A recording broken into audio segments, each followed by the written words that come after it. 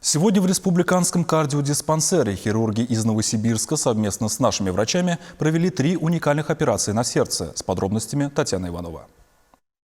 Операцию на сердце большинство из нас до сих пор воспринимают как чрезвычайно серьезное вмешательство с остановкой сердца и подключением искусственного кровообращения. Но современные технологии в кардиохирургии позволяют упростить многие манипуляции. Примерно 10 лет назад в мире начали разрабатывать методы замены клапанов сердца, не проводя обширные разрезы. Это так называемые альтернативные доступы. Через бедренную вену вводится катетер, и он доставляет вместо изношенного клапана протез. Все манипуляции проводятся под рентген-контролем. Задача имплантировать в старый вот этот изношенный собственный клапан, транскатетерный клапан. Различными способами мы сегодня и сделаем трансфеморальный доступ, то есть через бедренный прокол. И сегодня мы сделаем доступ через аорту, то есть через маленький разрез на грудной клетке и заведение этого же клапана, не останавливая сердце, в общем, без искусственного кровообращения.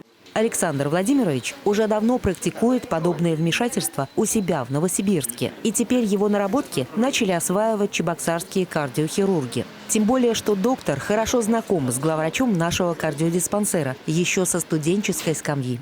Знакомы мы очень давно, можно сказать, с дней его студенчества. Я чуть старше закончил институт. Мы в одном городе заканчивали университет медицинский в Томске, Сибирский государственный медицинский университет. С тех пор мы знакомы. Ну и встречаемся на конференциях, сотрудничаем.